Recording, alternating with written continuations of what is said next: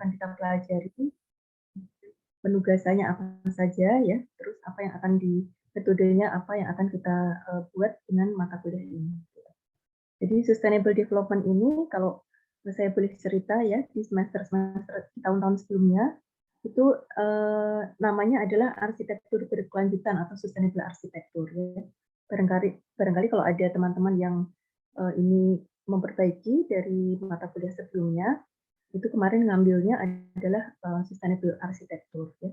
Kemudian karena ada perubahan kurikulum baru di tahun 2021 ini, kemudian diperluas lingkupnya. Jadi tidak hanya meliputi arsitektur, tapi juga lebih luas, begitu. Karena hal ini dengan pertimbangan karena arsitektur itu kita ilmu yang luas, gitu. Jadi kalau kita mendesain suatu proyek itu selalu berkaitan dengan aspek lainnya. Ya, ada aspek ekonomi. Kalau misalkan kita mendesain rumah susun ya, rumah susun, kemudian mungkin panti jompo, ya, ada sosialnya. Ya. Kemudian sekolah sekolah luar biasa. Ya. Di sana ada banyak aspek. Tuh, ada aspek sosial, gitu ya. Mungkin juga ada aspek ekonomi. Nanti kalau memang ada yang harus di proyek-proyek yang membutuhkan penekanan di situ. Juga yang tidak kalah penting adalah aspek lingkungan. Ya. Kalau arsitektur berkelanjutan itu hanya fokus pada desain, ya desain bangunan, kemudian kawasan, ruang lingkup, mikro, kemudian meso dan makro. Kalau pembangunan berkelanjutan ini diperluas lagi, gitu ya. Jadi mungkin kalau arsitektur berkelanjutan larinya ke desain atau ke konsep desain. Kalau pembangunan berkelanjutan ini ke konsep pendekatan desain. Belum masuk ke desain itu apa yang harus kita pikirkan dulu. Semoga ini nanti bisa membantu untuk tugas-tugas seperti stupa, gitu ya. Kemudian persiapan untuk seminar penelitian juga. Kan semester ini belum ya, mungkin tahun depan ya. Di semester 7 itu baru ngambil mata kuliah seminar penelitian.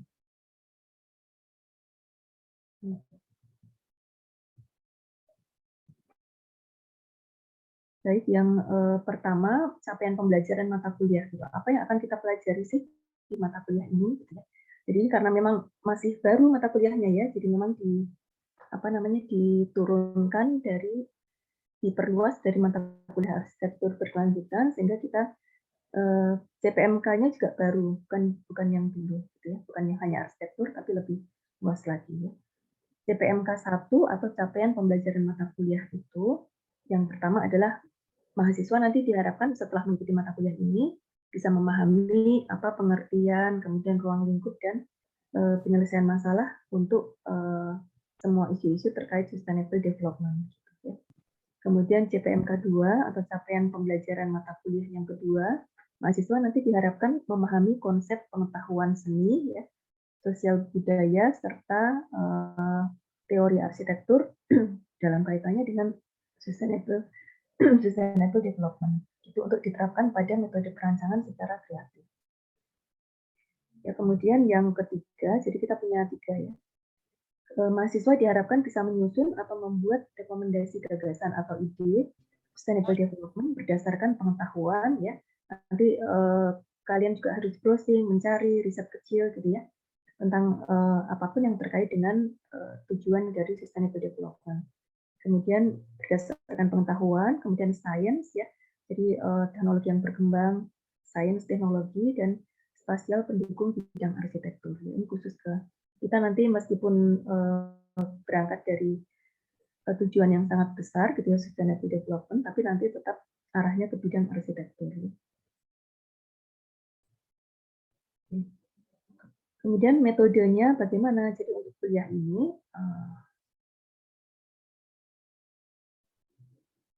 jadi untuk kuliah ini nanti metodenya ada synchronize dan asynchronous ya. Kalau synchronize itu seperti sekarang, jadi kita ada Zoom, kemudian bisa jadi pakai Google Meet gitu ya, atau barangkali nanti kalau ada kesempatan dan memang memungkinkan dan diizinkan, kita bisa juga bertemu tatap muka secara langsung baik di kampus atau mungkin untuk survei-survei kecil gitu ya. Atau kalau misalkan pun memang tidak bisa kelompok besar, barangkali nanti kelompok kecil untuk kelompok teman-teman gitu ya. Jadi bisa berdiskusi seperti itu. Kemudian dengan sinkronis dan asinkronis. Kalau asinkronis ini bisa dengan Schoology atau dengan open learning ya. Jadi nanti pertemuan kita tidak selalu harus dengan Zoom gitu, karena mungkin beberapa teman-teman yang saat ini tempat tinggalnya di luar kota ya, mungkin agak agak jauh dari kota dan sinyalnya agak sulit, jadi tidak akan kesulitan ketika dilakukan dengan asinkronis. Jadi materinya bisa tetap dibaca di open learning gitu ya. Kemudian tugas-tugas juga bisa dikumpulkan di sana. Oke, kemudian juga diperlukan diskusi kelompok ya. Nanti ada tugas yang sifatnya kelompok, jadi teman-teman nanti membentuk kelompok kecil gitu ya, mungkin isinya 5 sampai 6 orang. Ada juga tugas mandiri ya. Kemudian base-nya pada kasus gitu ya, studi kasus. Karena kalau kita bicara tentang pembangunan berkelanjutan itu kita harus melihat banyak kasus ya. Ada kasus apa misalkan, atau bahkan kasus dari proyek yang sedang dikerjakan sekarang di Stupa misalkan. Jadi meskipun bangunannya belum jadi, tapi kita kan perlu melakukan studi banding pada bangunan sejenis yang sudah jadi. Kemudian bangunan tersebut yang sudah jadi itu punya permasalahan apa sebelumnya. Kemudian berbasis masalah atau proyek ya, jadi bisa berangkat dari masalah seperti misalkan Stupa 5 gitu ya, diberi tugas atau masalah untuk membuat satu bangunan hotel misalkan, atau berbasis proyek gitu, masalah atau proyek.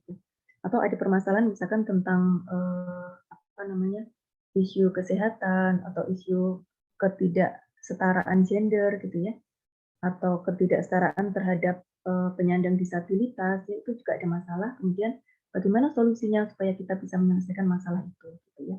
Itu juga nanti bisa diaplikasikan pada desain stupa. Apakah itu stupa 5? Kalau teman-teman sudah mengambil stupa 5, tapi barangkali ada yang mengambil masih stupa 3 atau stupa 4 pun itu bisa juga dilakukan ya. Disesuaikan dengan proyek apa yang sedang dikerjakan ya. Kemudian ini karena semuanya masih semester 5 ya, dan tahun depan akan menghadapi seminar penelitian, itu satu. Kemudian permasalahan sustainable development ini sangat berpotensi dan sering bisa menjadi permasalahan yang dapat diangkat untuk tema atau topik seminar penelitian. Gitu. Kemudian apa namanya, pertimbangan lainnya juga karena kadang-kadang kakak-kakak tingkat atau teman-teman yang mengambil seminar penelitian itu mereka belum begitu paham gitu dengan apa yang harus diteliti gitu ya. Kemudian menentukan masalah itu agak kesulitan. Sedangkan waktu untuk menyusun apa pengajuan seminar itu sangat pendek gitu untuk teman-teman memutuskan. Gitu ya. Akhirnya dengan waktu yang sangat pendek hasilnya juga agak kurang maksimal gitu. Jadi harapannya nanti dengan perkuliahan ini teman-teman bisa mulai mencicil, memikirkan dari sekarang kira-kira apa masalah apa terutama yang terkait dengan pembangunan berkelanjutan yang bisa diangkat untuk apa judul seminar penelitian. Gitu ya. Jadi supaya manfaat dari mata kuliah ini bisa terasa untuk mata kuliah yang lain. Gitu. Oke, kemudian, nah ini rencana pembelajaran. Rencana pembelajaran mingguan atau time schedule ya. Jadi mulai hari kemarin, minggu kemarin kita Selasa ya karena agak mundur pengantar, kemudian tiap hari Sabtu kita akan kuliah selama beberapa kali pertemuan sebelum UTS dan sebelum UAS ya. Ini ada beberapa yang akan kita pelajari. Jadi di minggu ini adalah penjelasan tentang KAK, apa yang akan dipelajari di semester ini ya. Kemudian sejarah dan isu penting dalam sustainable development. Nanti ada penugasan kecil yang bersifat kelompok ya. Jadi kalian bisa memilih kelompok kecil, gitu, bisa memilih sendiri. Kemudian dalam kelompok kecil itu menyelesaikan tugas yang diberikan. Kemudian Sabtu depan, misalnya tanggalnya ya harusnya tanggal 20, harusnya tanggal 30 atau 31 ya. Ini 17 aspek sustainable development, 17 aspek dari sustainable development goals. Kita akan lihat apa sih atau bagaimana sih penerapannya dalam bidang arsitektur atau mungkin didekati dari bidang arsitektur. Karena sangat luas sekali ini, Sustainable Development Goals itu sangat luas. Ada tentang kemiskinan, ada isu tentang kelaparan, kesamaan atau persamaan gender gitu ya, seperti itu. Dan termasuk juga ada isu lingkungan seperti apa, masalah iklim, kemudian masalah energi, itu juga masuk di situ ya. Kemudian Sabtu berikutnya kita akan coba melihat untuk studi kasusnya apa gitu ya, yang bisa dijadikan sebagai contoh gitu. Kemudian juga ada tentang konsep seni, minggu berikutnya lagi kita akan mempelajari tentang konsep seni, sosial budaya, dan dalam sustainable development dan penerapannya dalam metode perancangan arsitektur. Ya, jadi memang ada apa saja sih yang termasuk dalam ruang lingkupnya sustainable development, kemudian bagaimana kita mengkaitkannya dengan bidang arsitektur. Ya. Atau barangkali ada porsi yang besar, misalkan pada proses aspek tentang energi itu akan banyak misalkan. Barangkali 80% ada bidang arsitekturnya. Tapi mungkin tentang kemiskinan atau kelaparan itu barangkali ada, tapi hanya 20%. Bisa seperti itu ya, tapi mestinya ada untuk tergantung dari proyek apa yang akan dikerjakan. Kemudian konsep arsitektur, materi berikutnya adalah konsep arsitektur dalam sustainable development dan penerapannya dalam metode perancangan arsitektur. Ya. Di sana yang erat itu mungkin renewable energy, sustainable cities and communities, kemudian climate action, dan lain-lain. Kemudian menjelang UTS nanti ada gagasan pengetahuan sains dan teknologi dalam sustainable development. Itu untuk bisa juga minggu tersebut dimanfaatkan untuk konsultasi tugas konsep ya sesuai dengan apa yang sedang dikerjakan pada studi perancangan arsitektur. Ya, kita ini mencoba sebelum UTS mencoba bagaimana caranya agar dalam mata kuliah Stupa itu juga konsepnya cukup matang gitu ya. Jadi tidak hanya langsung pada bangunan, tapi dengan melihat isu yang ada di sekitar lokasi misalkan.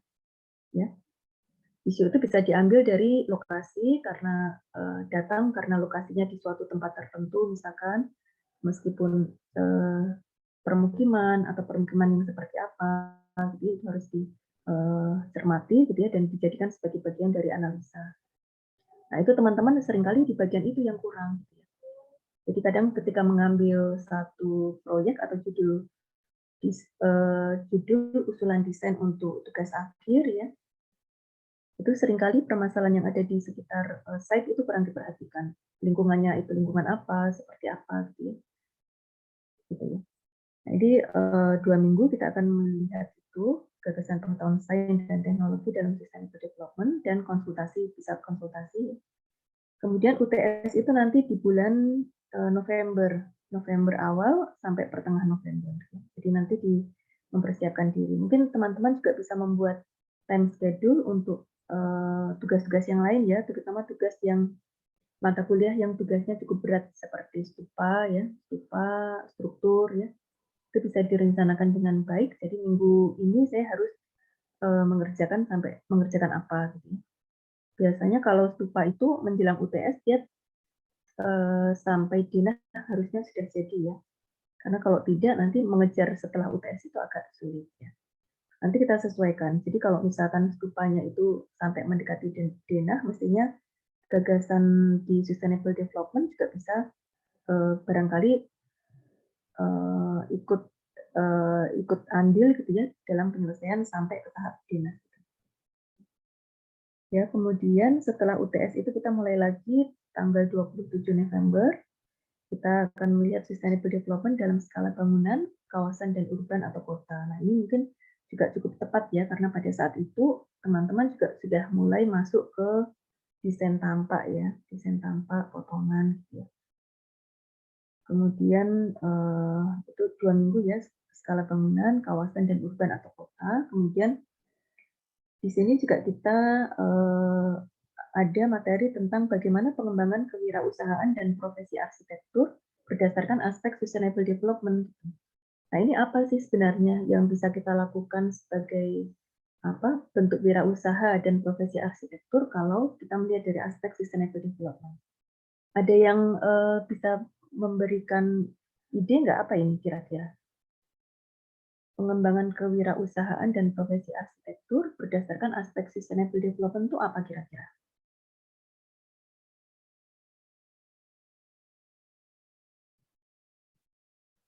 Halo, Mas Raihan coba, apa kira-kira? Apa yang bisa dikembangkan dari sustainable development untuk kewirausahaan dan profesi arsitektur? Kan sustainable development itu kan banyak ya, jadi ada yang no poverty, no hunger gitu ya, jadi tidak ada kelaparan, tidak ada kemiskinan gitu ya. Kemudian equitability ya, kesetaraan gitu ya. Kira-kira apa?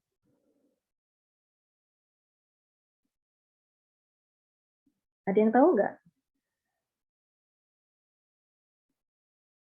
Ada yang bisa menjawab kira-kira apa gitu ya kewirausahaan? Ayo, Mbak Dila mungkin.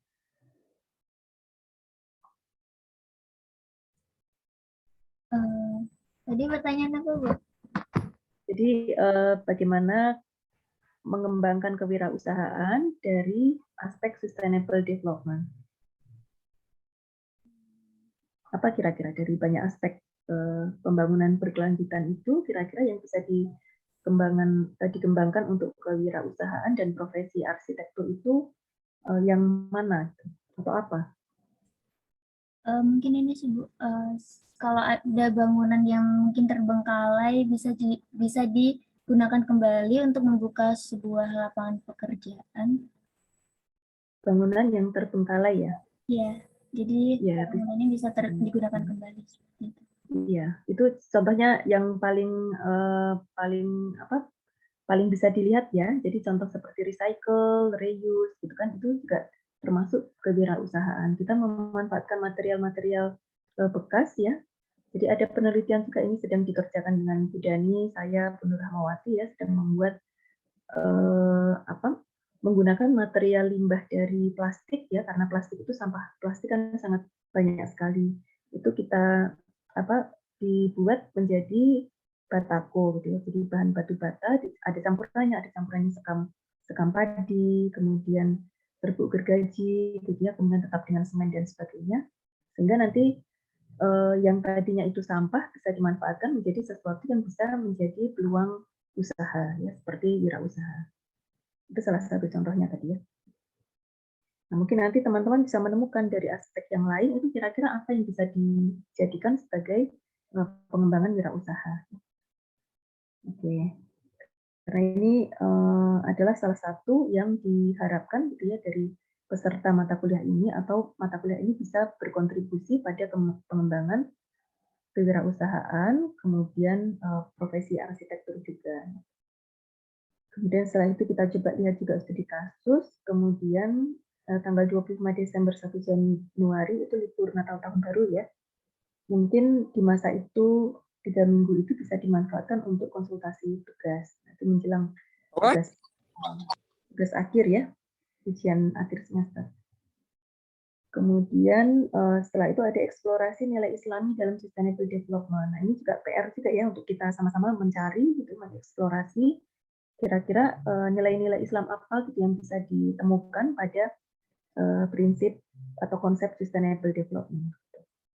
Ya karena ini mestinya relevan gitu, karena nilai Islami itu juga kita memikirkan tentang manusia gitu, tentang alam ya, tentang manusia dan alam, hablum minallah, hablum minanas, hablum minal alamin gitu ya. Jadi dengan keseimbangan dengan pencipta, kemudian dengan sesama ya, dengan manusia dan dengan alam. Mestinya ada ini nanti. Kita mengeksplorasi itu, kemudian menyusun gagasan arsitektur Islam berdasarkan konsep sustainable development. Nah, ini nanti arahnya juga bisa jadi berpotensi untuk teman-teman menentukan judul atau sinopsis seminar penelitiannya. Ya. Oke. Sampai di sini cukup jelas ya. Kira-kira ini akan kita pelajari bersama-sama ya, karena saya juga masih belajar ya, bersama-sama dengan teman-teman. Mungkin nanti akan kita coba cari ya, riset bersama, kemudian browsing ya, teknologi apa sih yang berkembang di bidang sustainable development untuk bidang arsitektur. Ya. Baik. Oke.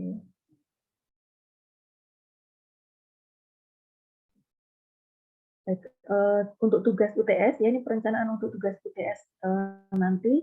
Jadi ada paper dan sketsa individu. Ini saya minta individu saja karena kalau kita berdasarkan pada tugas studi perancangan arsitektur, mestinya nanti semuanya kan mengerjakannya sendiri ya. Jadi kalau kelompok saya khawatir tidak semuanya nanti bisa tugasnya tidak bisa bermanfaat untuk masing-masing mahasiswa gitu. Karena mungkin ada yang tidak sesuai begitu ya, ada yang lebih suka dengan konsep yang satu, ada yang suka dengan alternatif kedua, misalkan seperti itu. Jadi tugasnya nanti akan diberikan secara individu. Paper dan sketsa individu 5-10 halaman itu termasuk paper dan sketsanya ya, berdasarkan tugas TUPA untuk menyelesaikan permasalahan sustainable development terkait dengan tugasnya. Apakah nanti teman-teman mendapatkan tugas hotel dan konvensi gitu ya, ruang conference atau ruang konvensi gitu ya, atau mendapatkan apartemen dan sport hall, atau mendapatkan tugas rental office, atau barangkali ada teman-teman yang mengambil stupa 3 atau stupa 4, tugasnya tentunya juga berbeda. Itu nanti boleh disesuaikan saja. Dengan tugas tersebut, coba dikaji nanti dari ada permasalahan apa di lokasi, ya, baik dari site-nya atau dari tipologi bangunan itu sendiri. Misalkan sebuah hotel itu biasanya punya isu apa sih gitu, yang kira-kira bisa diselesaikan dengan pendekatan sustainable development.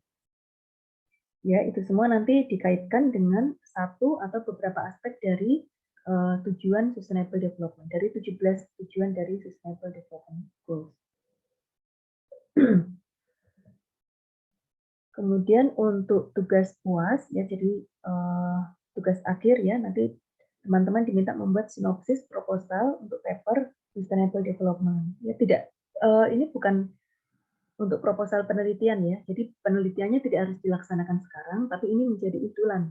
Kira-kira ada permasalahan apa sih yang perlu diangkat atau diteliti gitu lebih lanjut yang nantinya bisa dilanjutkan untuk mata kuliah seminar penelitian gitu ya. Jadi mulai dari sekarang kalian nanti mulai melihat lingkungan sekitarnya, apakah langsung gitu ya dari tempat tinggal atau mungkin dari berita-berita yang ada di televisi atau di berita online ya. Itu nanti bisa dilihat kira-kira masalah apa sih yang ada di sekitar kita yang terkait dengan sustainable development. Terus tentunya juga ada kaitannya dengan arsitektur ya. Karena kalau penelitian seminar penelitian yang kita kerjakan nanti di semester 7 itu tidak boleh mengambil untuk bidang yang lain ya, karena kita dari bidang arsitektur, maka seminar penelitiannya juga nanti harus bidang arsitektur. Ya, jadi jangan nanti karena mengambil penelitian, jadi mengambilnya lebih ke bidang psikologi misalkan. Jadi meneliti perilaku, tapi perilaku ini misalkan meneliti perilaku harus dikaitkan dengan bidang arsitektur ya. Karena kita adalah bidangnya desain, maka perilaku ini adalah perilaku yang terkait dengan bangunan misalkan ya.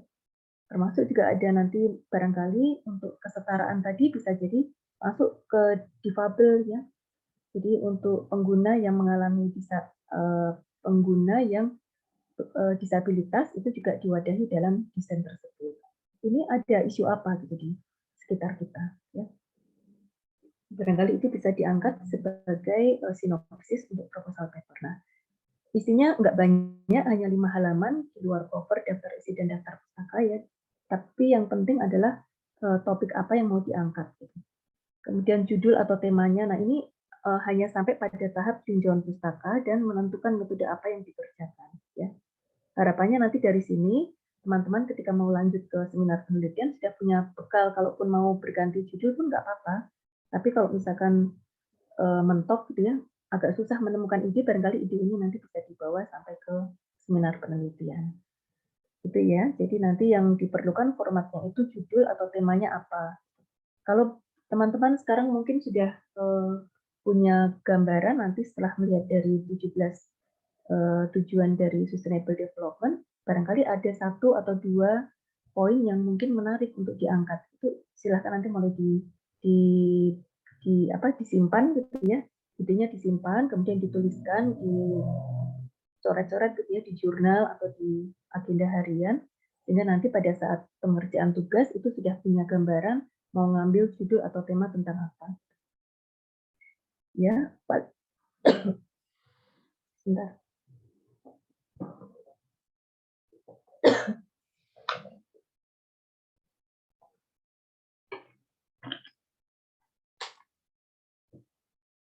Baik. Jadi paling tidak teman-teman sudah menemukan judul atau temanya dulu, sambil nanti waktu berjalan bisa mencari latar belakangnya. Jadi untuk memperkuat sebuah judul atau topik penelitian itu kita perlu melihat ada latar belakang apa sih gitu yang sehingga ini perlu atau itu terjadi gitu ya. Kenapa itu terjadi, kemudian kenapa itu perlu diteliti.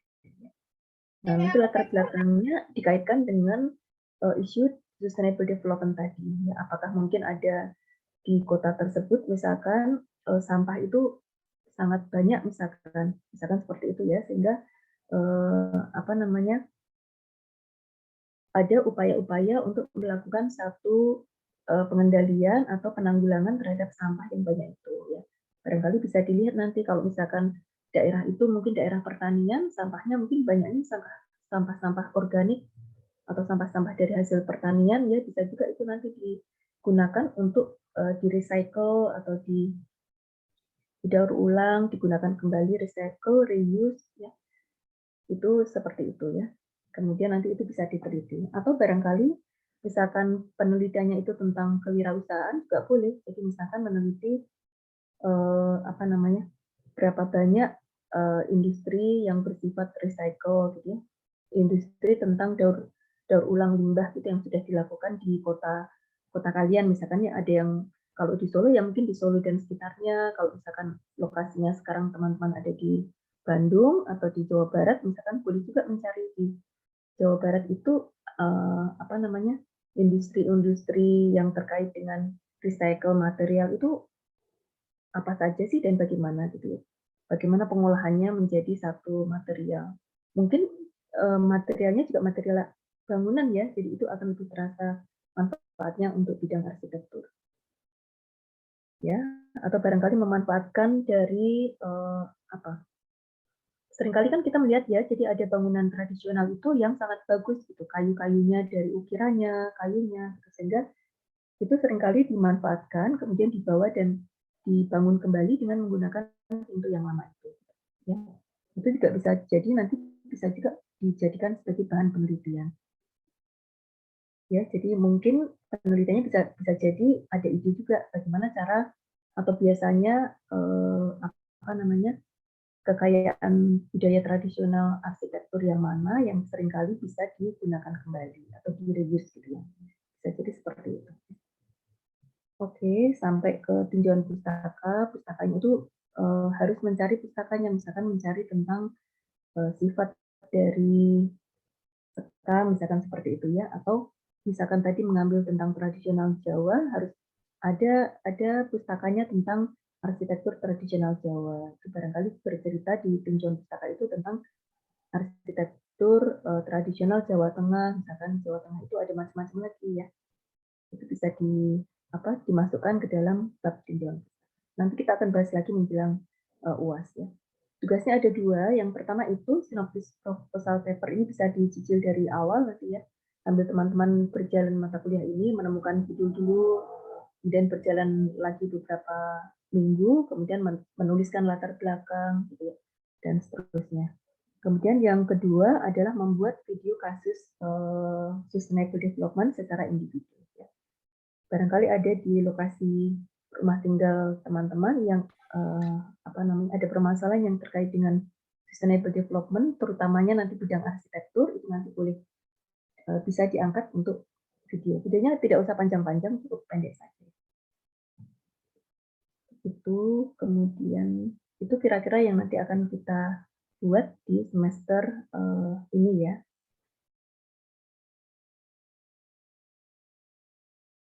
Baik, kemudian sejarah dan isu penting dalam sustainable development. Ya. Jadi apa itu sustainable development, jadi kenapa kita harus mempelajari ya. Nah, ini sebenarnya yang menjadi dasar kenapa negara-negara di seluruh dunia itu bersepakat gitu ya, untuk mendeklarasikan tentang Sustainable Development Goals ini. Ya, jadi ada tujuan-tujuan yang diharapkan akan dicapai oleh seluruh negara-negara di dunia ini. Gitu. Karena barangkali ada negara yang sudah maju, tapi ada juga negara yang masih kondisinya masih sangat memprihatinkan. Gitu. Ini hanya sebagian di antaranya, ada mungkin masih banyak, sebenarnya masih banyak sekali ya, dari ada permasalahan tentang banjir ya, banjir itu karena kondisi alam, ini juga semuanya karena perilaku manusia juga ya. Jadi karena penebangan pohon secara liar, pembakaran hutan dan sebagainya. Gitu, sehingga akhirnya menimbulkan dampak yang tidak diinginkan. Dan ini banyak terjadi tidak hanya di Indonesia, tapi di negara lain yang ada di dunia itu juga mengalaminya. Kemudian masalah kemiskinan, ya kemiskinan ini juga masih banyak ditemukan, gitu. Meskipun ada negara-negara yang mungkin nilai kemajuannya itu sudah besar ya, tapi ada juga negara yang masih berkembang, juga masih ada negara yang masih dalam kekurangan, gitu. Ya. Jadi ini juga menjadi bagian dari pertimbangan kenapa Sustainable Development Goals ini dideklarasikan. Karena sifatnya dunia atau internasional, jadi masalah-masalah itu banyak sekali ditemukan dan kemudian dibuatlah satu deklarasi bahwa dalam waktu beberapa tahun ke depan itu harus tercapai kondisi-kondisi pokok yang diharapkan atau dicapai oleh setiap manusia.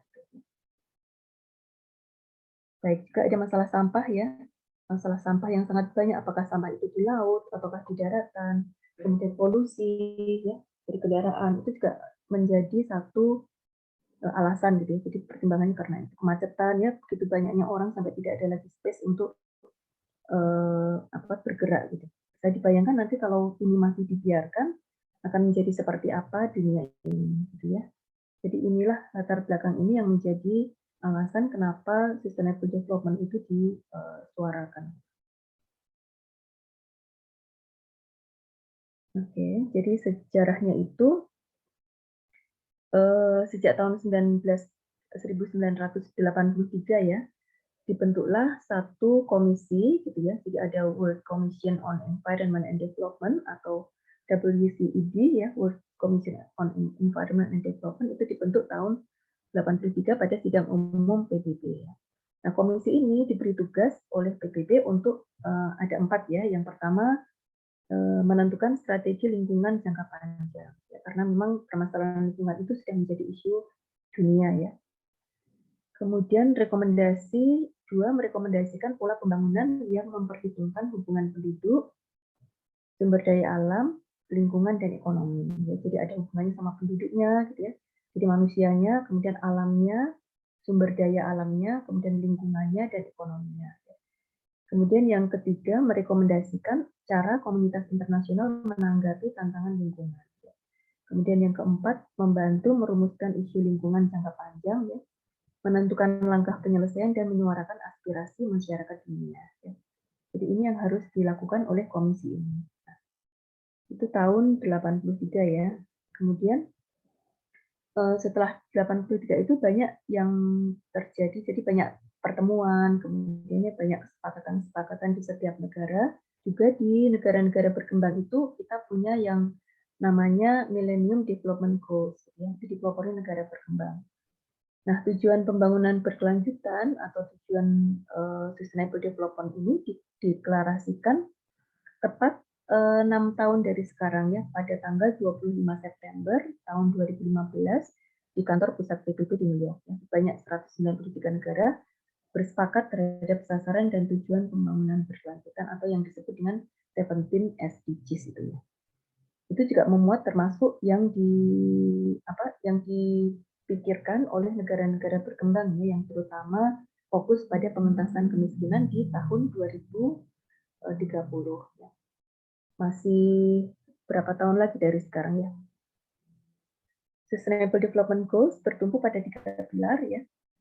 ada 3 pilar ya, jadi dari 17 goals tadi ada 3 pilar utamanya, yaitu sosial ya, ada permasalahan sosial, ada 2 itu permasalahan ekonomi, ketiga adalah permasalahan lingkungan.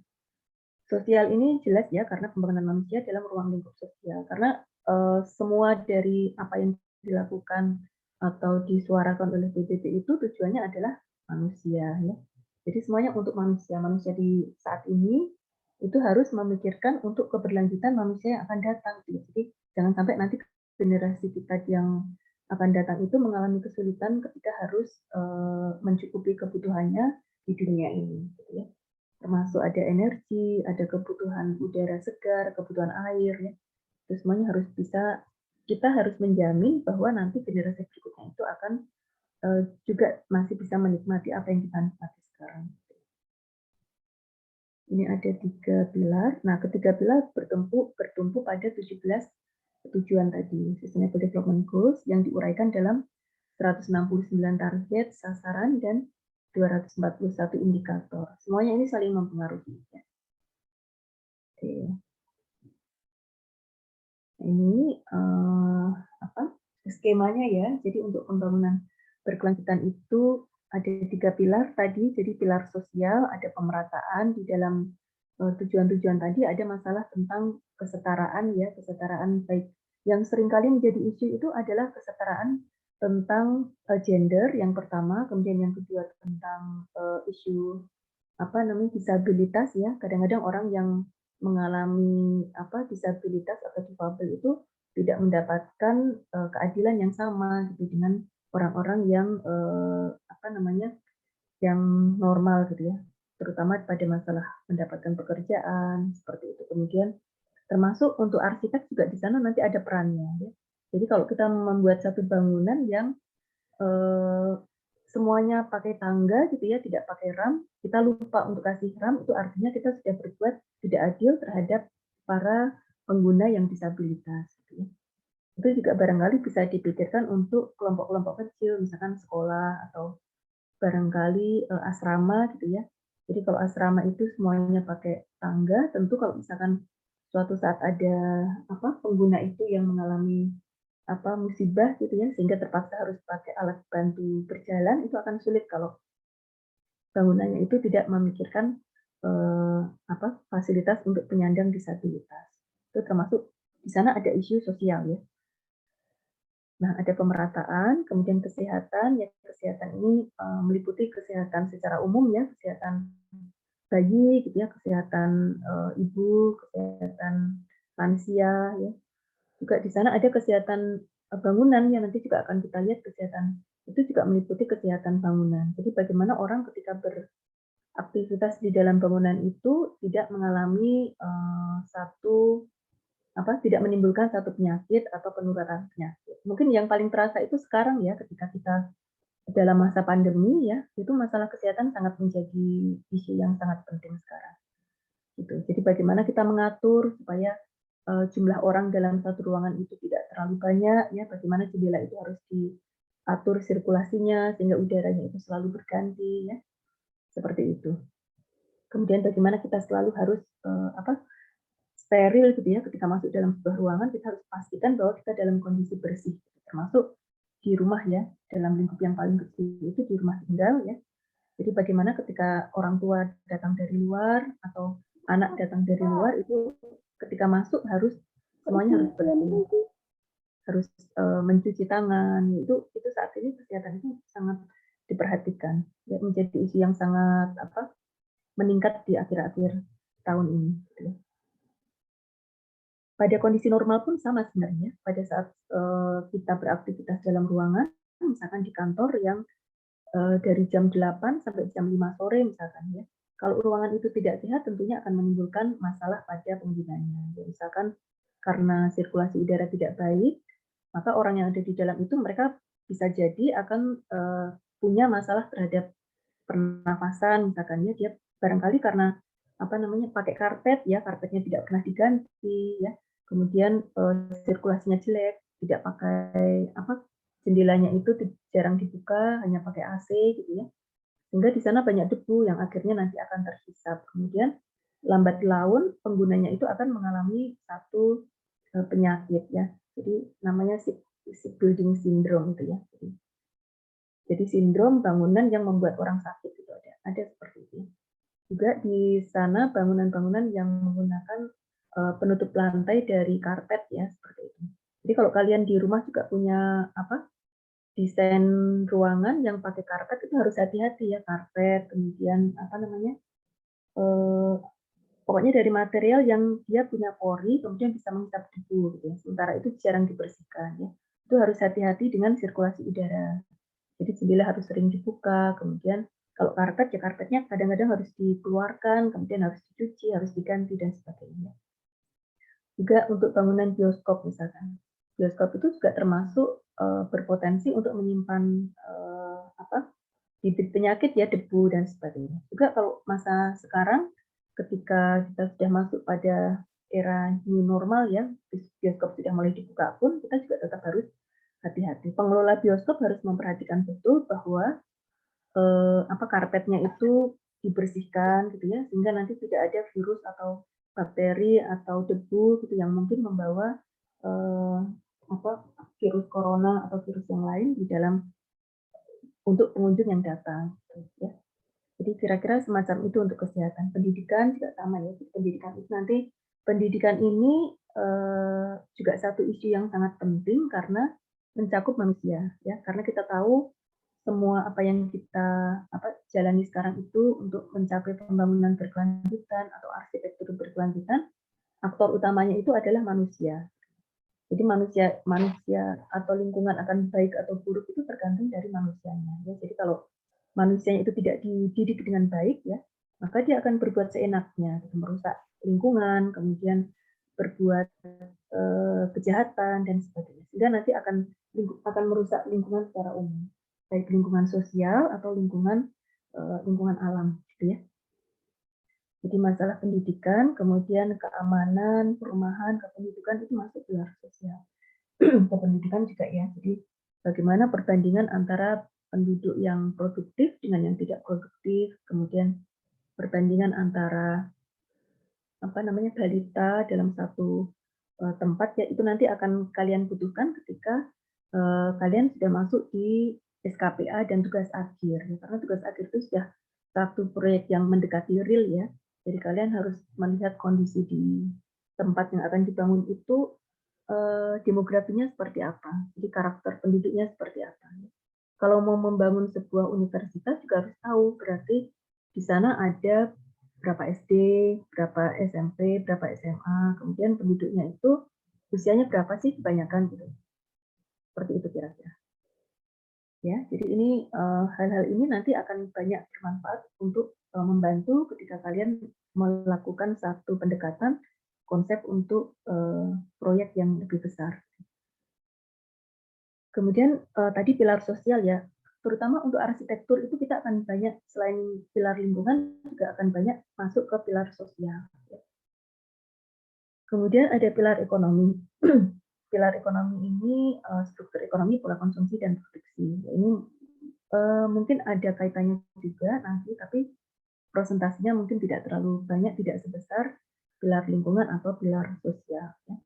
Bisa dibayangkan ya, teman-teman mungkin sudah mulai punya gambaran nanti akan seperti apa sih, atau berdasarkan dari stupa atau tugas-tugas yang kemarin pernah dibuat pada studi perancangan, itu kan ketika mendesain mesti memikirkan ada aspek lingkungannya, ada aspek sosial. Kalau kita bicara tentang analisa user atau ruang itu kita pasti akan berpikir tentang aspek sosial, gitu ya. Usernya itu siapa ya, misalkan membangun rumah sakit berarti usernya adalah masyarakat umum ya yang berasal dari berbagai latar belakang ekonomi, latar belakang pendidikan, usia, kemampuan gerak fisik dan sebagainya.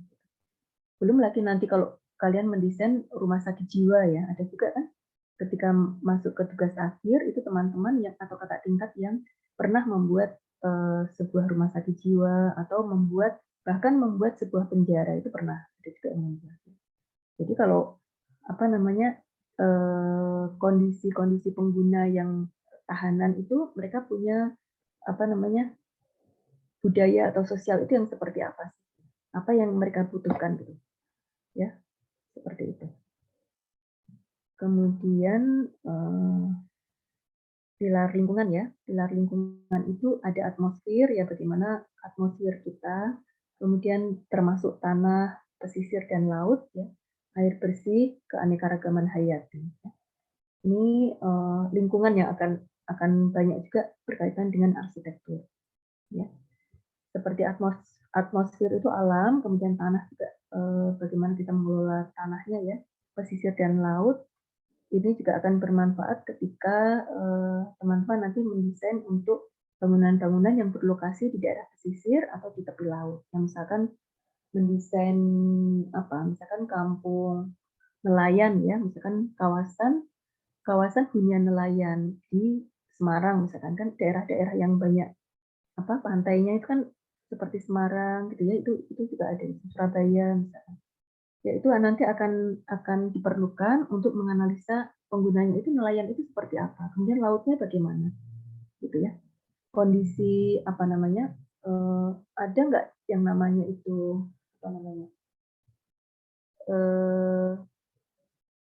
penggerusan air itu ya. Jadi air itu tanah itu semakin banyak yang tergerus oleh air laut. Itu ada nggak kondisi seperti itu? Sehingga apa yang harus kita lakukan sebagai arsitek?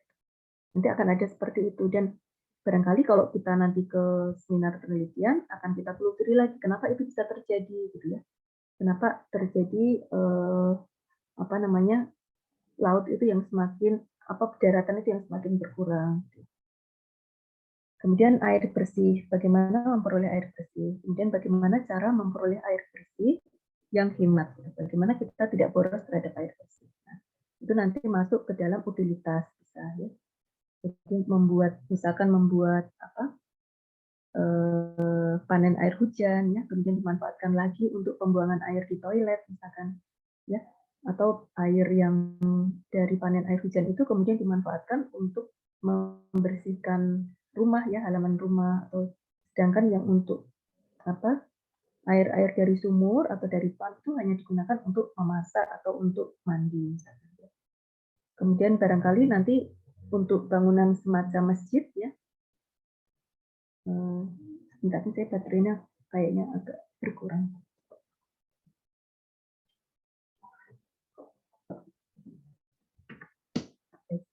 Jadi kalau bangunan seperti masjid pun nanti ada juga isu air itu ya. Jadi penggunaan air wudhu gitu. Gimana kita mengatur barangkali untuk kerannya itu supaya orang itu tidak berlebih-lebihan ketika menggunakan air wudhu ya. Jadi airnya tidak dibuka, kerannya tidak buka full, tapi kerannya itu hanya bisa dibuka sedikit. Atau bahkan boleh tidak kita misalkan mendaur ulang air wudhu itu bisa digunakan lagi atau tidak. Ya. Itu contohnya untuk di masjid. Kemudian barangkali nanti ada bangunan-bangunan lain lagi yang memang dia harus memperhatikan baik masalah air atau masalah energinya. Kemudian keanekaragaman hayati. Ini termasuk ekosistem ya. Jadi bagaimana kita mengatur agar ketika kita membangun itu ada building coverage itu benar-benar harus diperhatikan. Jadi misalkan building coverage itu 60%, 40%-nya betul kita dedikasikan untuk menciptakan penghijauan. Kemudian jenis tanamannya apa misalkan. Boleh juga kalau misalkan dalam satu desain itu kita mencoba untuk menanam tanaman-tanaman langka ya, seperti tanaman yang kira-kira saat ini sudah tidak banyak lagi, itu kita tanam di bagian atau persentase hijau dari proyek yang kita kerjakan. Itu mungkin sangat memungkinkan untuk dilakukan. Ya. Baik, jadi itu 3 pilar ya, pilar sosial, pilar ekonomi, dan pilar lingkungan. Kalau ada yang bertanya boleh ya di chat atau di raise hand.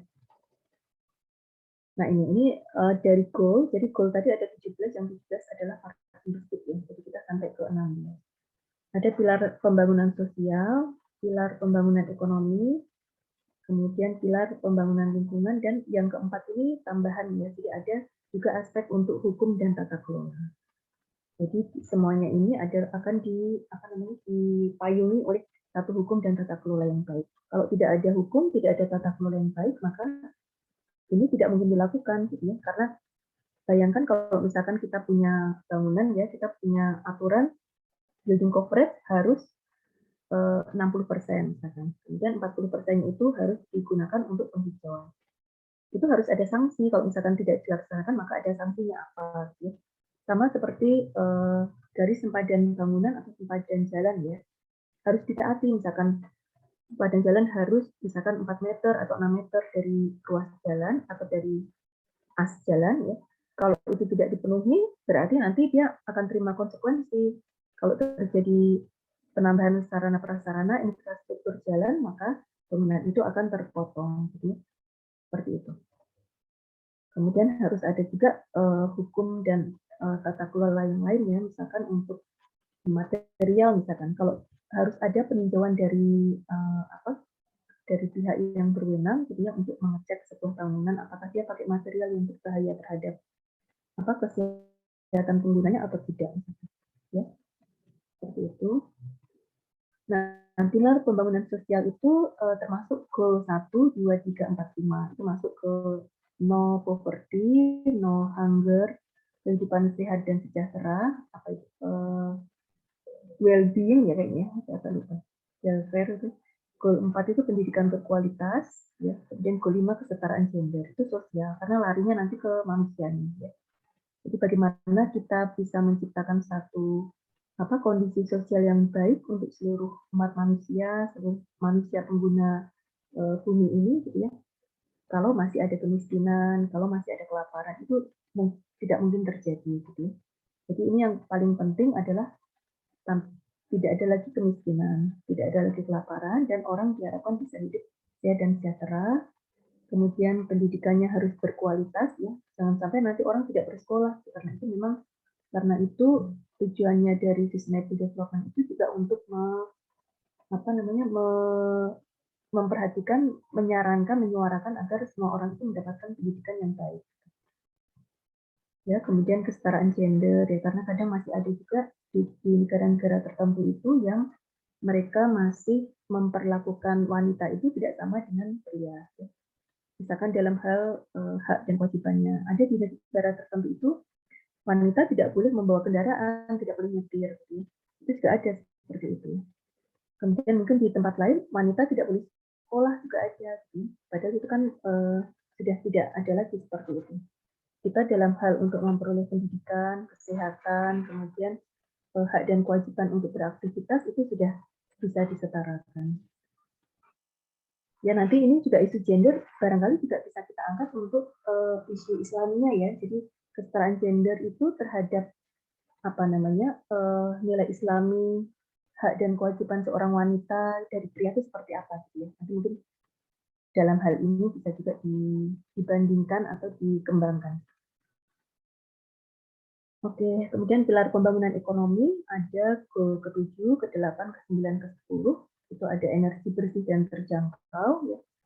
Itu juga ada ekonominya ya, berarti bersih dan terjangkau. Kemudian pekerjaan layak dan pertumbuhan ekonomi. Jadi orang harus mendapatkan pekerjaan yang layak dan sehingga ekonominya akan meningkat. Nah, goal 8 itu ini seringkali didapatkan ketika teman-teman itu membuat satu desain yang desain yang berusaha untuk meningkatkan perekonomian masyarakat di sekitarnya. Ya, kadang-kadang seperti di kampus UMS saja ya, di zaman dulu itu orang tidak banyak yang mau tinggal di daerah UMS, di daerah Gonilan dan seperti itu. Karena di sana banyak kriminalitas, tempatnya masih sunyi gitu kan. Sehingga orang ketika diminta untuk tinggal di sana pun mereka tidak mau. Barangkali diberi rumah untuk tinggal di sana pun mereka tidak mau. Tapi dengan adanya kampus UMS dan banyak aktivitas perekonomian yang tumbuh di situ, banyak anak-anak kos datang dari luar kota gitu ya, sehingga ekonominya tumbuh gitu. Jadi rumah-rumah itu, kawasan itu menjadi ramai ya, ramai sehingga orang ketika mau berbuat kejahatan itu juga sudah pikir-pikir gitu ya. Sekarang itu menjadi kawasan yang banyak dan menjadi kawasan yang cukup mahal karena dengan adanya satu bangunan yang berdiri. Nah, teman-teman ketika membuat desain pun seperti itu. Jadi untuk meningkatkan satu perekonomian di lingkungan sekitarnya, maka menciptakan bangunan yang itu berpotensi untuk mengembangkan perekonomian masyarakat sekitar. Barangkali misalkan kemarin ada juga kakak tingkat yang membuat desain rumah susun di Begalon ya. Dia membuat satu rumah susun yang dia juga memproduksi untuk tanaman-tanaman pertanian, gitu, tanaman-tanaman perkebunan ya, kebun. Jadi dia menanam penghuninya itu karena dari rumah susun ya, dari masyarakat menengah ke bawah itu juga diberdayakan untuk bisa membuat satu produksi pangan sendiri. Kemudian itu juga bisa dipasarkan juga untuk lingkungan sekitar. Jadi bisa dijual, bisa juga untuk makan sendiri. Itu salah satu contohnya. Ketika itu dikaitkan dengan bidang arsitektur. Kemudian goal 9 itu industri, inovasi, dan infrastruktur ya. Jadi ada industri itu harus seperti apa industrinya itu sehingga nanti dia akan mendukung pilar pembangunan ekonomi. Misalkan industri limbah dari industrinya itu harus bisa dimanfaatkan atau harus seminimal mungkin dia memberikan dampak negatif pada polusi lingkungan ya. Kemudian inovasi dan infrastruktur. Berkurangnya kesenjangan gitu ya. Jadi tidak ada lagi kesenjangan antara yang kaya dan yang miskin gitu ya. Jadi sebisa mungkin yang ekonominya rendah itu bisa naik menjadi menengah ya, jadi cukup gitu. Goal ke-17 adalah kemitraan untuk mencapai tujuan. Jadi dia masuk ke pilar pembangunan ekonomi. Jadi ada mitra sehingga kita bisa mencapai tujuan. Karena kita tidak mungkin bisa berjalan sendiri ya, selalu harus menggandeng orang lain atau menggandeng institusi lain supaya bisa jalan. Kemudian pilar pembangunan lingkungan ada air bersih dan sanitasi yang layak ya. Itu sudah jelas. Itu masuk ke arsitektur, kemudian kota dan permukiman berkelanjutan ya, masuk ke lingkungan. Kemudian kota dan permukiman berkelanjutan ini contohnya adalah misalkan kita mendesain satu kawasan, ya kawasan itu harus punya semua aspek yang dibutuhkan oleh penggunanya. Misalkan di sana juga harus ada kawasan itu, harus ada tempat pendidikan itu harus dekat dengan transportasi publik misalkan ya. Harus ada dengan fasilitas perbelanjaan, fasilitas pendidikan. Ya. Sehingga tidak perlu misalkan orang itu mau bekerja atau mau berobat itu harus melintasi kawasan-kawasan yang jauh gitu, sehingga harus menempuh perjalanan dengan kendaraan itu yang cukup panjang gitu ya, sehingga di situ akan menimbulkan polusi ya dari gas pembuangan kendaraan gitu ya, juga akan mahal ya, akan menjadi biaya juga di situ. Nah, sehingga satu kawasan yang baik atau permukiman yang baik adalah yang punya fasilitas lengkap ya, ada fasilitas umumnya itu lengkap, ada peribadatan, ada kesehatan, ada pendidikan, perbelanjaan gitu. Kemudian goal ke-12 itu konsumsi dan produksi yang berkelanjutan. Nah, konsumsi berkelanjutan dan produksi berkelanjutan ini bisa dikaitkan dengan membuat membuat satu produksi di lahan kita sendiri misalkan. Jadi sekarang sudah banyak melakukan itu di rumah-rumah, mulai membuat satu kebun ya, kebun-kebun yang bisa hasilnya itu bisa digunakan untuk konsumsi keluarga.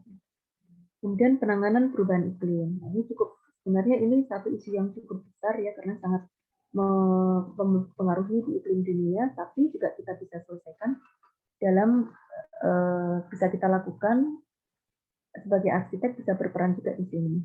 Misalnya dengan melakukan satu analisis site tentang microclimate, tentang iklim site yang dimanfaatkan dengan baik. Sehingga kalau misalkan lokasi sekitarnya itu iklimnya itu panas, bagaimana caranya arsitek bisa membuat itu menjadi tidak panas, sehingga nanti udara yang ada atau temperatur yang ada di dalam bangunan kita itu tidak tinggi. Kalau tidak tinggi artinya kan kita barangkali tidak perlu pakai AC, gitu ya, karena jendelanya sudah bagus, sirkulasinya sudah baik. Sehingga di situ kita punya peran untuk membantu supaya iklim ini tidak semakin rusak, gitu ya, panas global warming itu tidak menjadi semakin tinggi.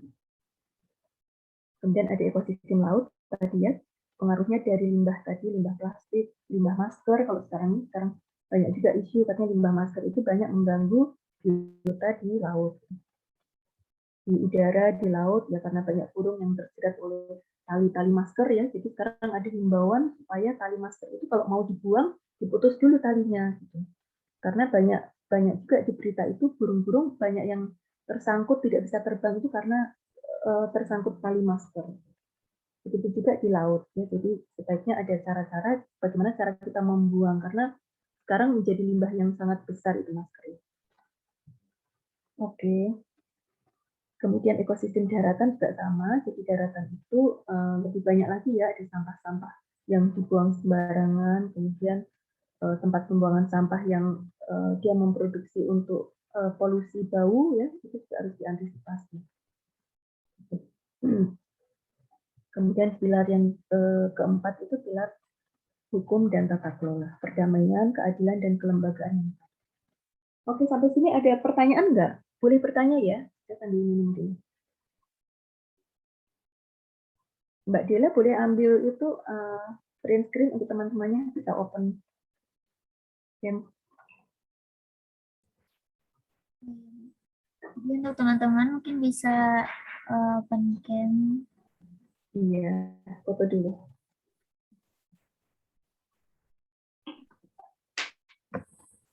Biar saya hafal wajahnya juga ya, kan hafal semua.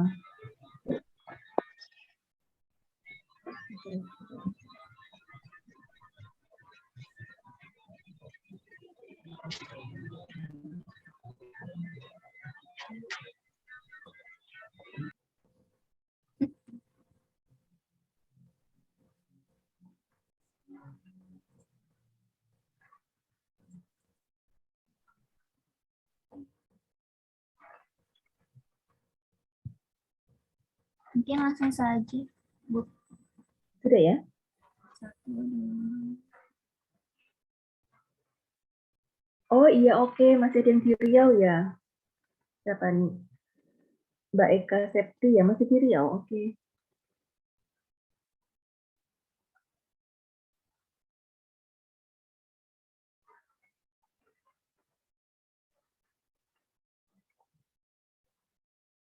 Baik, sudah ya.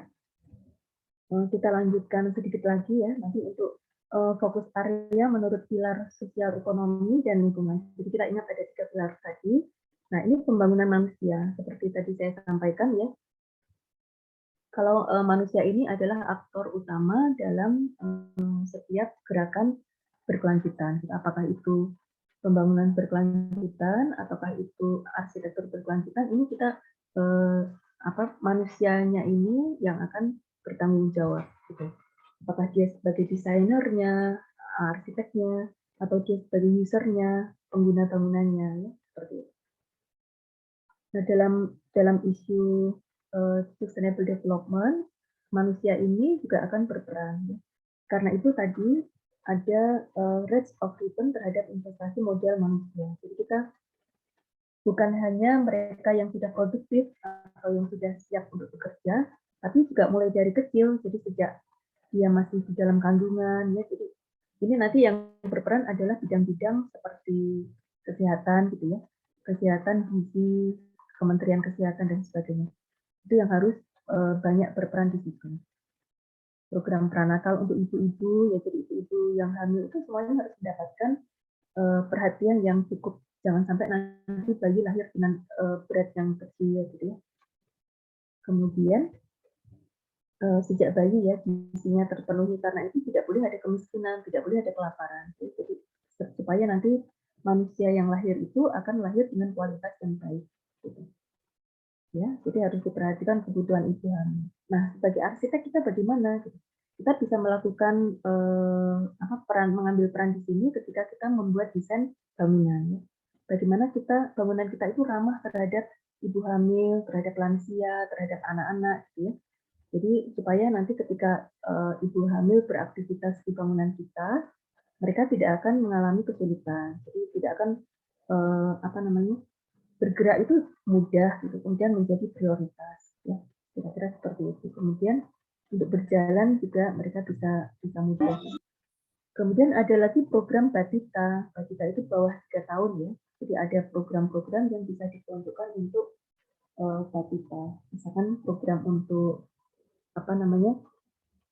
playgroup gitu ya. Jadi untuk program balita atau program prasekolah PAUD gitu ya. Di sana ada kurikulum mungkin yang harus diperbaiki ya. Anak-anak dari awal sudah diajarkan tentang lingkungan barangkali itu. Jadi kalau di Bali itu ada sekolah namanya Green School ya. Di sana juga ada, barangkali bukan cuma di Bali, tapi sekolah-sekolah alam lainnya barangkali sekarang sudah banyak juga yang mulai mengenalkan kepada anak-anak yang bersekolah di sana itu tentang pendidikan cinta alam gitu ya. Jadi mereka itu diajarkan untuk menggunakan air itu dengan bijaksana ya, kemudian diajari untuk mengolah limbah, kemudian toilet itu cara flush airnya itu juga dibuat dengan tidak boros air ya, seperti itu. Kemudian termasuk sampai ke kurikulum sustainability-nya itu sampai ke penangkaran burung ya, mereka menangkar atau mengembangbiakan burung-burung langka atau burung langka ataupun burung-burung yang ada sekarang gitu. Sehingga nanti biota atau flora dan fauna yang ada di sekitar kita itu masih tetap ada gitu ya, tidak punah seperti itu. Itu perlu diberikan kepada balita dan balita prasekolah sehingga mereka ketika nanti tumbuh besar itu mereka punya tanggung jawab yang besar baik terhadap alam, terhadap sesama, dia punya akhlak yang baik seperti itu. Termasuk pendidikan agama ya kalau kita lihat dari sisi Islam. Itu sangat penting sekali, jadi tidak boleh diabaikan. Jadi ini anak bayi, ibu hamil, bayi yang dilahirkan, anak balita, prasekolah, sekolah sampai mereka siap untuk bekerja itu semuanya harus mendapatkan perhatian yang cukup. Nah ini juga bisa menjadi ide juga nanti untuk teman-teman ketika membuat desain di tugas akhir ya.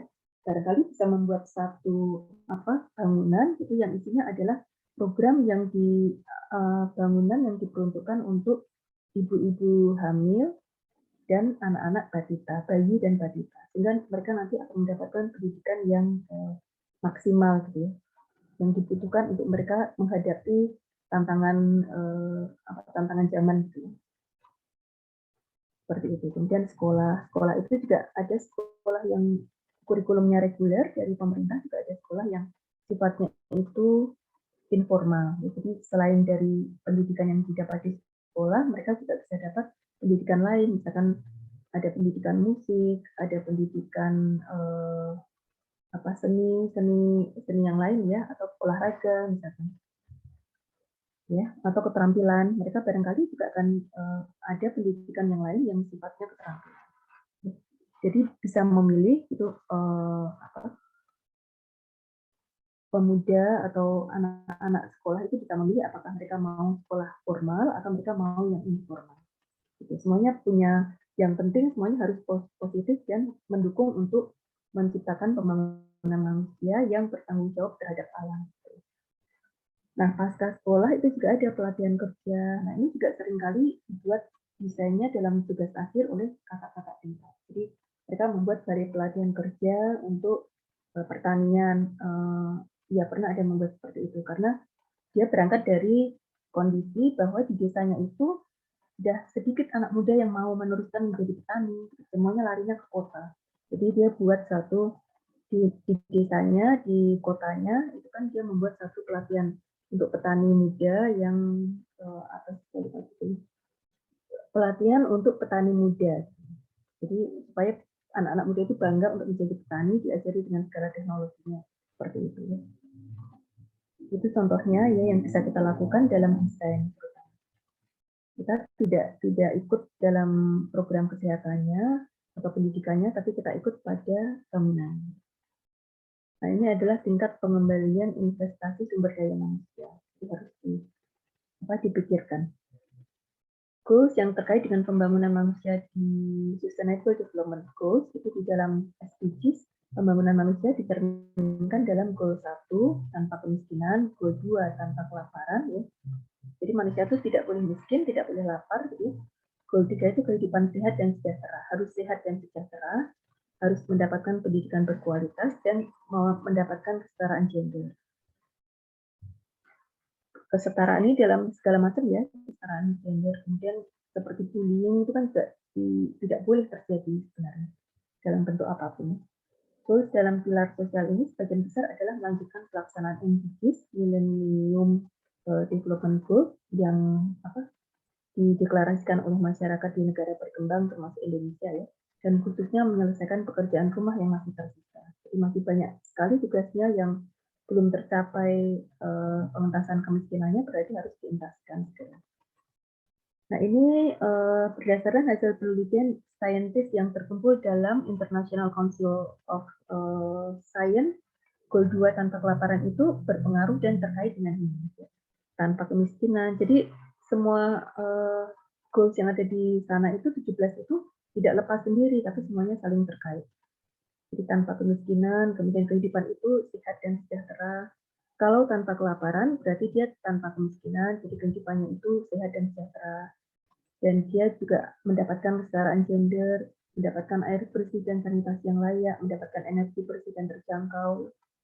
Kemudian ada penanganan perubahan iklim ya, karena kalau kelaparan itu berarti barangkali dia terdampak dari tanah longsor, misalkan karena ada musibah tanah longsor, ada musibah banjir, sehingga dia mengalami kesulitan makan, kan bisa seperti itu ya.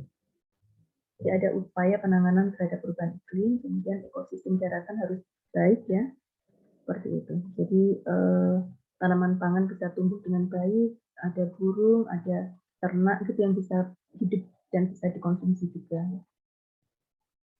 Kemudian kalau goal yang ketiga, kalau tadi tanpa kelaparan sangat berpengaruh dan terkait dengan pekerjaan layak. Ini kelihatannya bukan ini, nanti tanpa kemiskinan kelihatannya. Berpengaruh dengan tanpa kelaparan, pekerjaan layak dan pertumbuhan ekonomi. Ya kalau ada tujuan untuk manusia itu tidak boleh miskin ya, atau mengentaskan dari kemiskinan, itu berarti tidak boleh ada kelaparan. Kemudian setiap manusia harus mendapatkan pekerjaan yang layak dan mendapatkan pertumbuhan ekonomi yang baik. Gitu.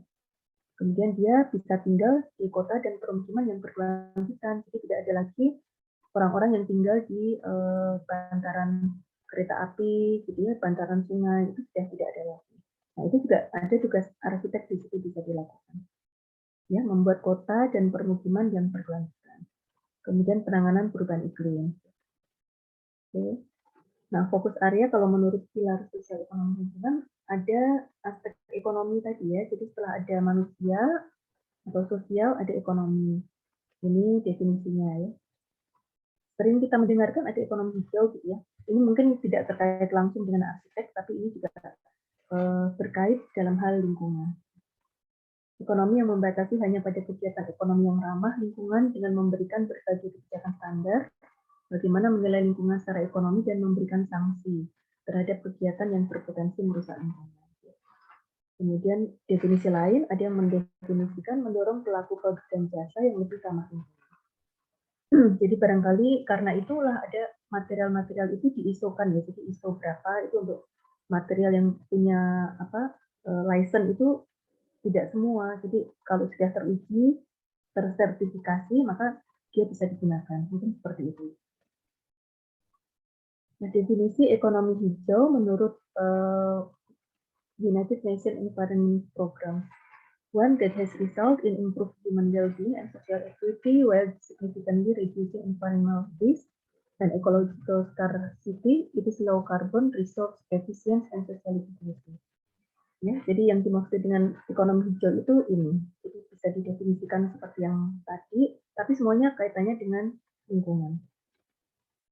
Ya, ini kerugian akibat kebakaran hutan, ya ada data-datanya, kebakaran hutan dan kabut asap. Kalimantan merupakan daerah yang paling parah terkena dampak. Ya. PDB triwulan 3 turun menjadi 1,2% dibanding triwulan sebelumnya. Banyak saya rasa nanti kalau kalian browsing ya, mencari di berita itu akan ditemukan banyak sekali berita-berita yang terkait dengan isu ini, sustainability ini. Baik dalam hal ekonomi atau dalam hal sosial. Kemudian kalau kaitan antar tujuan tadi, goal 7 itu akses energi untuk semua sangat berpengaruh dan terkait dengan tercapainya tujuan penurunan kemiskinan. Ya, kalau energi berarti energi itu termasuk listrik ya. Jadi bagaimana semua orang itu bisa mendapatkan listrik yang baik, yang cukup gitu ya. Jadi anak-anak belajar itu tidak lagi pakai lilin, gitu ya. Jadi bisa mencapai sampai ke daerah-daerah. Kemudian penurunan kelaparan, air bersih dan sanitasi, pekerjaan layak dan pertumbuhan ekonomi, penanganan perubahan iklim.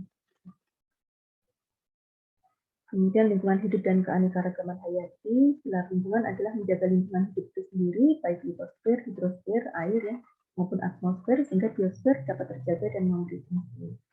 Nah, tujuan pembangunan berkelanjutan itu saling terkait antara 17 tadi ya, saling memiliki ketergantungan, dan tujuan lingkungan itu yang memiliki keterkaitan paling tinggi dengan tujuan yang lain. Jadi semuanya terkait dengan lingkungan. Seperti ini contohnya. Jadi di sini ada life below water, climate action, responsible consumption and production. Banyak ya, jadi bisa dilihat nanti. Kemudian ini kaitan pertumbuhan per kapita dengan konsumsi energi itu sangat besar ya. Jadi kalau per kapitanya meningkat, itu korelasi antara pendapatan per kapita dan energi konsumsi. Jadi kalau per kapitanya naik, itu biasanya energinya juga ikut naik. Kalau satu negara itu bisa menjaga meskipun per kapitanya naik, tapi konsumsi energinya itu rendah, itu akan baik sekali, gitu ya. Baik dia konsumsi energi, konsumsi air, maupun polusi ya, polusi yang ditimbulkan dari produksinya. Ini yang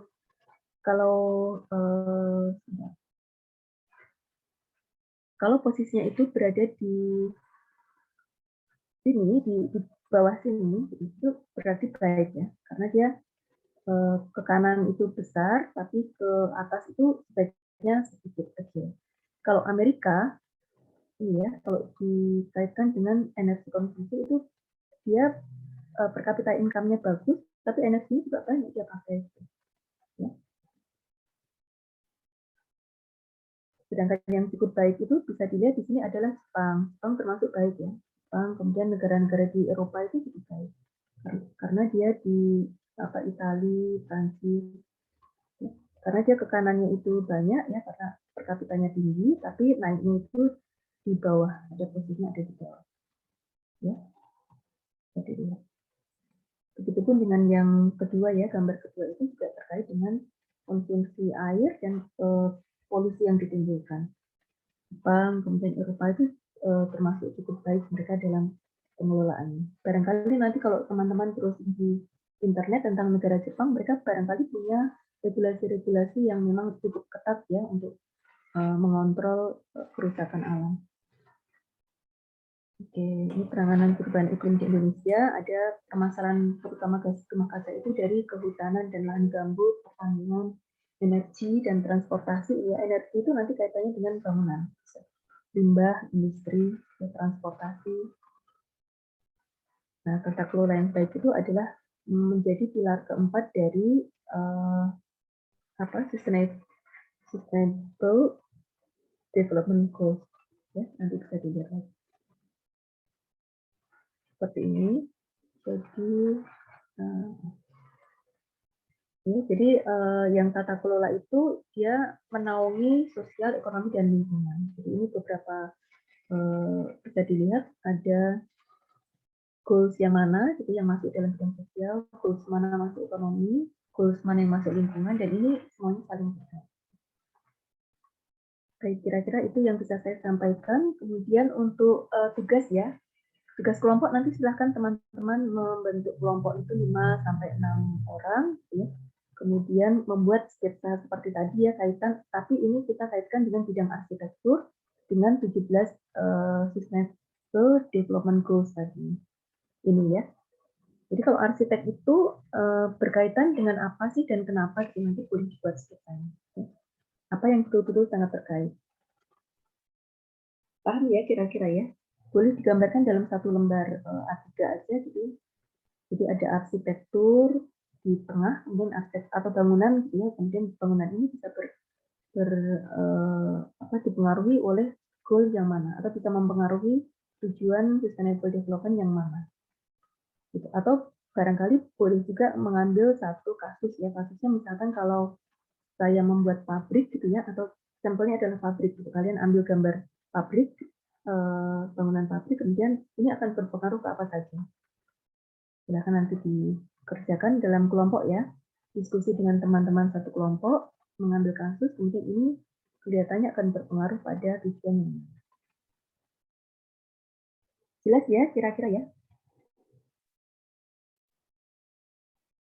Halo teman-teman.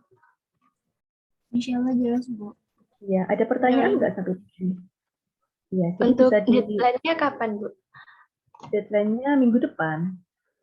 Hanya baik. membuat satu lembar aja ya, jadi sketsa, kemudian mencoba mengambil satu kasus, apakah itu bangunan rumah sakit ataukah hotel, ya, ataukah bangunan bandara atau stasiun, apapun boleh. Gitu. Kemudian dikaitkan dengan 17 goals ini, yang mana gitu yang terkait. Tidak harus semua, ya mungkin hanya beberapa, dan tuliskan itu berkaitannya kenapa bisa berkaitan. Oke, saya rasa itu ya.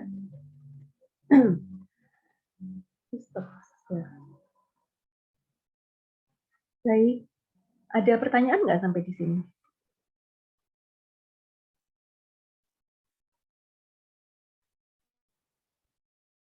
Belum ada. Sufi, ada pertanyaan? Enggak, Bu, cukup. Cukup ya. Teman-teman yang lain? Oh ya, poolnya jangan lupa presensi nanti diisi ya. Di dalam presensi itu juga ada pertanyaan tentang proyek stupa yang dikerjakan itu apa.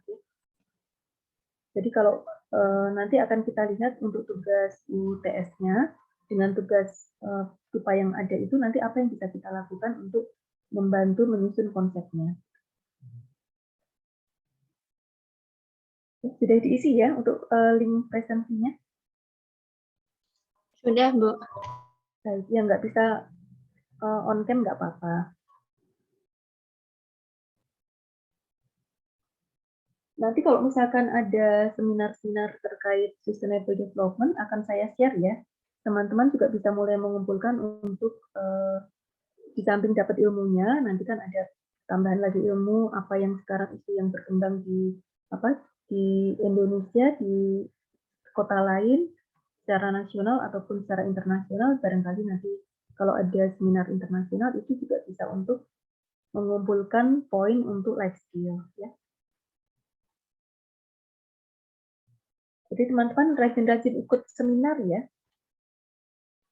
Karena sekarang sudah semester 5. Semester 5 itu nanti tahun depan sudah semester 7 ya. Itu sudah harapannya dari sekarang sudah rajin untuk mengumpulkan poin untuk life skill. Life skill itu bisa didapat dari macam-macam. Misalkan ikut kepanitiaan, kemudian ikut seminar itu juga nanti akan masuk dalam poin life skill.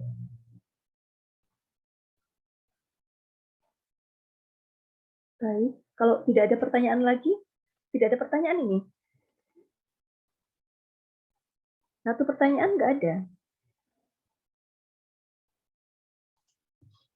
Bu, izin tanya. Jadi itu Silakan, Mbak nanti, Ida. misal, iya, misal kita ngambil kasus salah satu bangunan ataupun isu lainnya, itu kita sketsa tangan ya, Bu, berarti? Bangunannya boleh tidak harus sketsa tangan, boleh misalkan ngambil dari foto gitu ya, fotonya dimasukkan dalam file gitu ya. Mungkin kan kita buatnya kan pakai ini ya, bisa pakai komputer gitu, dari foto contoh bangunan kasusnya, kemudian dari kasus itu dibuat dengan hubungan-hubungannya dengan sustainable development goals. Tidak harus pakai manual, boleh pakai komputer. Oh, berarti boleh di edit. Boleh. Terima kasih, Bu. Iya. Nanti boleh ditanyakan lagi ya untuk tugasnya. Untuk open learning-nya sedang saya siapkan, mudah-mudahan nanti minggu depan sudah siap ya, jadi bisa dikumpulkan di course kit di open learning. Materi juga nanti saya share di sana. Baik ya, teman-teman nanti membentuk grup, jangan lupa kelompok ya, 5-6 orang nanti bisa mengerjakan tugasnya. Kemudian stupa yang perlu dipersiapkan itu proyek stupanya sekarang ya, di lokasinya di mana, kemudian jenis proyeknya mengerjakan apa ya. Kemudian sambil mulai membaca juga tentang sustainable development yang ada di berita-berita sekarang itu perkembangannya sejauh apa, karena nanti kita juga akan berdiskusi atau mempelajari tentang teknologinya itu apa saja sih yang sudah dipakai untuk bisa diterapkan dalam rangka mencapai tujuan pembangunan berkelanjutan. Itu ya, sambil mencari ide untuk tugas UASnya nanti gitu ya. Karena UASnya kaitannya dengan usulan ide gitu. Baik, kalau tidak ada pertanyaan nanti ada ya. Nanti materinya di-share di grup WA apa tunggu di Open Learning. Oke. Boleh saya share dulu di grup WA ya sambil menunggu di Open Learning. Jadi teman-teman bisa mengerjakan tugas dulu. Ada lagi enggak?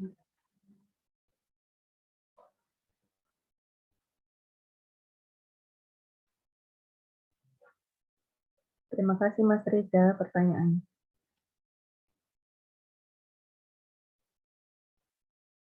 Tanya boleh ya, jadi tanya apa saja boleh, jadi jangan malu bertanya. Oke, barangkali nanti teman-teman bisa browsing-browsing juga ya cari berita apapun atau isu apapun minggu depan mungkin bisa kita diskusikan bersama. Boleh bertanya apa saja. Karena kita sama-sama belajar ya.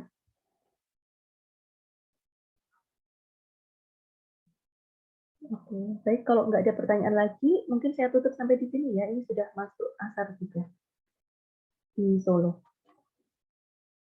Baik, terima kasih atas perhatiannya ya dan kesabarannya. Sudah sampai Sabtu sore masih bertahan gitu ya. Mudah-mudahan tetap bersemangat mengikuti perkuliahan semuanya ya. Jadi tugas-tugasnya juga semuanya bisa terselesaikan dengan baik. Mungkin ini hari Sabtu sore sampai hari Minggu pagi bisa untuk beristirahat sejenak gitu ya, berakhir pekan. Baik, mohon maaf atas segala kekurangan ya. Wabillahi taufiq wal hidayah. Wassalamualaikum warahmatullahi wabarakatuh. Waalaikumsalam warahmatullahi wabarakatuh. Makasih Bu. Iya, sehat-sehat ya.